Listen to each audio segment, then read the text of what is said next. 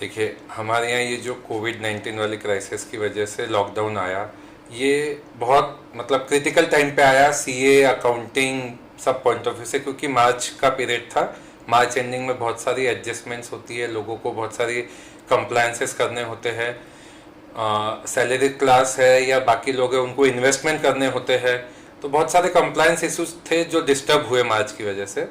But जब हमारा पहला लॉकडाउन 14 अप्रैल तक का था, तो उसके बीच में हमारी फाइनेंस मिनिस्टर ने एक इंसेंटिव नहीं पर एक कंप्लायंसेस पार्ट से एक रिलीफ पैकेज अनाउंस किया, जिसमें उन्होंने बोला कि मार्च से रिलेटेड जितने भी हमारे कंप्लायंसेस है, चाहे वो इनकम टैक्स के हो, चाहे जीएसटी के हो, चाहे टीडीएस के हो, सबसे मेन इम्पॉर्टेंट था इन्वेस्टमेंट और सेविंग्स। जो हम लोग एलआईसी में पैसा भरते, पीपीएफ में पैसा भरते, जिससे हम 1.5 लाख रुपए की छूट लेते 80C सेक्शन में, ये सबका समय सीमा उन्होंने बढ़ा के 30 जून कर दिया।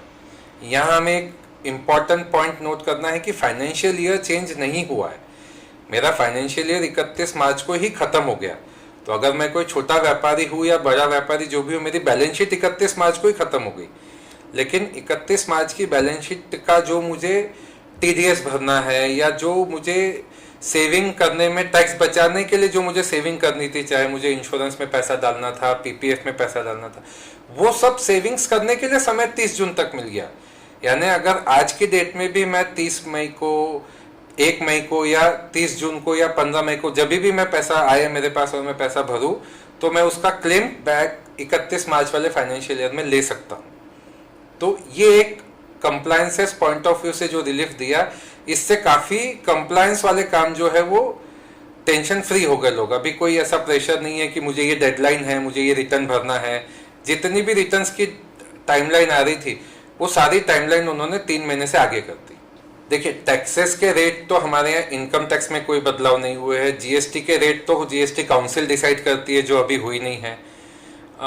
जो रिलीफ पैकेज निर्मला सीतारमन जी ने अनाउंस किया था, उसमें एक हमें टीडीएस भरना होता है, जो एम्प्लॉय का या इंटरेस्ट का टीडीएस भरना होता है। वो टीडीएस हमारा लेट हो जाएगा भरना अभी, तो उस पर गवर्नमेंट 18% रेट चार्ज करती है इंटरेस्ट का, वो उन्होंने कम करके 9% कर दिया। रहा सवाल जीएसटी का, तो जीएसटी में 2 टाइप के व्यापारी उन्होंने आइडेंटिफाई किए। एक छोटे व्यापारी जिनका टर्नओवर 5 करोड़ से कम है, और एक 5 करोड़ से ऊपर वाले। 5 करोड़ से कम वाले व्यापारियों को उन्होंने पूरी छूट दी है, यानी उनको जून तक जितना भी उनका मार्च, अप्रैल, मई या फरवरी का भी जो छूट गया था भरना मार्च में, हमारे यहाँ लॉकडाउन 20-22 तारीख के आसपास शुरू हो गया था। फरवरी का भी जीएसटी रिटर्न भरने की डेट वही थी, तो बहुत सारे लोगों ने फरवरी के भी रिटर्न नहीं भरे हैं। तो फरवरी, मार्च, अप्रैल, मई ये जो भी रिटर्न्स है, ये सब उनको जून तक भरने हैं। इसमें उनसे कोई भी लेट फी नहीं ली जाएगी, कोई पेनल्टी नहीं ली जाएगी। लेट पेमेंट पे उनसे इंटरेस्ट भी चार्ज नहीं किया जाएगा, यानी इनडायरेक्टली उनको वो पैसा 3 महीने 4 महीने बिना इंटरेस्ट के मिल गया। जो बड़े व्यापारी है 5 करोड़ से ऊपर वाले, उनके लिए गवर्नमेंट ने इंटरेस्ट, लेट फी और पेनल्टी माफ रखी है।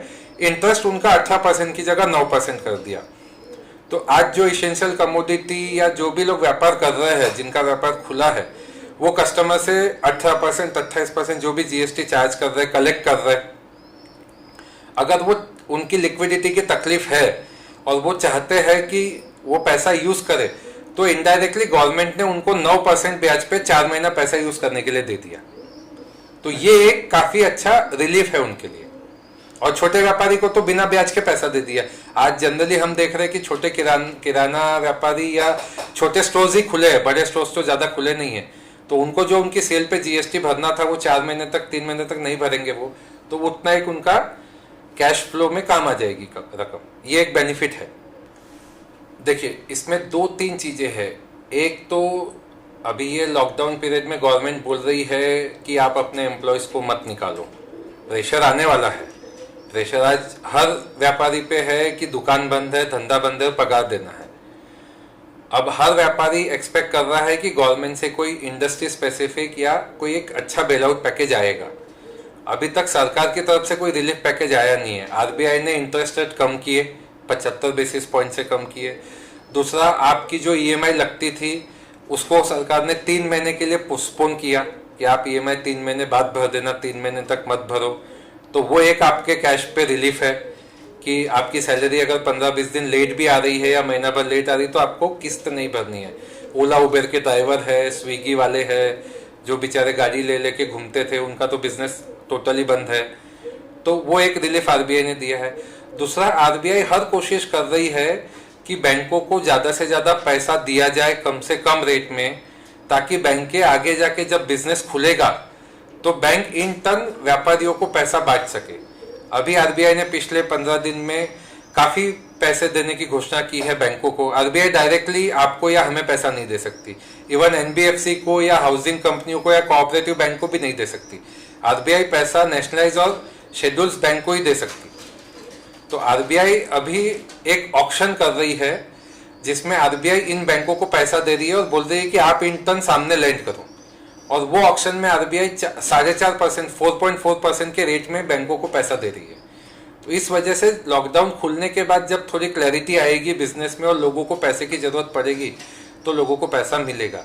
इवन अभी की डेट में भी एसबीआई, पीएनबी, काफ़ी सारे बैंकों ने कोविड-19 रिलीफ लोन करके नया लोन स्कीम चालू किया हुआ है, जिसमें वो अपने कस्टमर को जितना उनका एग्जिस्टिंग लिमिट था, जैसे अगर आपका 1 करोड़ का सीसी लिमिट चल रहा था तो 10%, 20% ऑफ द लिमिट, 10 लाख या 20 लाख रुपए, वो आपको, आपका सीसी लिमिट 12% पे भी चल रहा था तो ये वाला नया लोन आपको वो 1 साल 2 साल के लिए दे रहे हैं या 3 साल के लिए दे रहे हैं, और रेट 7-8% ही लगा रहे थे, क्योंकि आरबीआई उन्हें 4-4.5% में पैसा दे रही है तो वो भी 8-9% से ऊपर नहीं लगा रही। ये स्कीम पीएनबी, एसबीआई काफ़ी बैंकों में शुरू हुई है।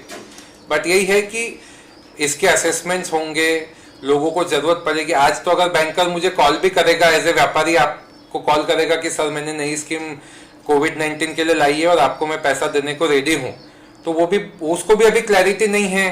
तो जब लॉकडाउन खुलेगा, बिजनेस की क्लैरिटी आएगी और जब कस्टमर को पैसे की नीड आएगी तो बैंकर्स रेडी है। मेरे हिसाब से जितना आरबीआई ने उनको पुश किया है वो लोग रेडी है सामने कस्टमर को पैसा देने के लिए।